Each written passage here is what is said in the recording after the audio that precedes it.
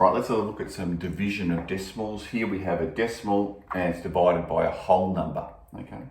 So what we need to do first is rewrite this in this short division form so that we can see that the 3 goes on the outside here and our 42.837 goes inside. So let's work this through. 3 into 4 goes one time and I write my answer directly above where I'm doing the division. So 3 goes into 4 goes once and that leaves us with 1 left over. So that becomes now a 12. So 3 goes into 12, okay, 4 times. Then our decimal point appears, so that goes straight up into our answer here. And this is why lining up the numbers is so important, because this decimal point then will give us correct placement and correct place value in our answer. 3 goes into 8 twice with 2 left over. 3 goes into 23 7 times with 2 left over, and 3 goes into 27 9 times with nothing left over.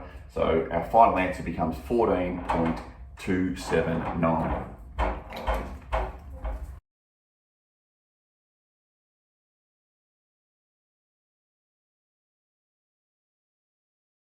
Right, so again, we've got a decimal question and we're dividing here by a whole number. This time our decimal part of it is quite a small number, so it's all less than one whole number.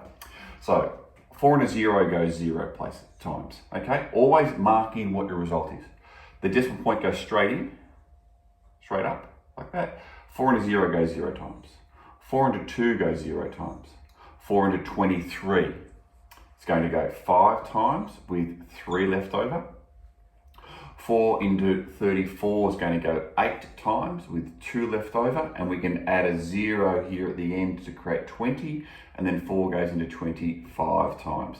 So we've lined up all of our answers above the working, we've placed in our decimal point, and our answer is going to be 0.00585.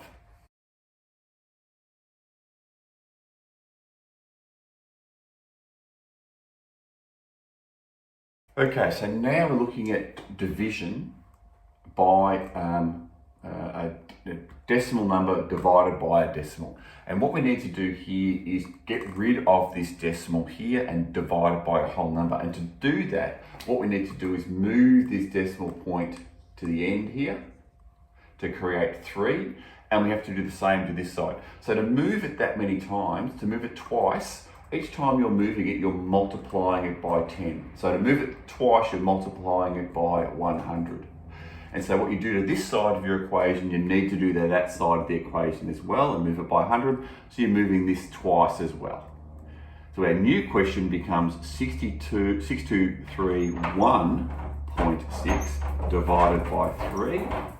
And then that becomes our short division question. And that will give us the same answer as the original question, okay? Got to think of it along the lines of that, say 8 divided by 2 gives you 4, and 80 divided by 20 also gives you 4. So as long as you've shifted them both the same amount, it will always work. 3 into 6 goes twice.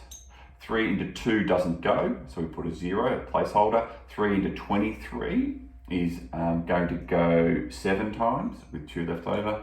3 into 21 goes 7 times, and our decimal point goes straight up in here. And then 3 into 6 goes twice, gives you 2077.2.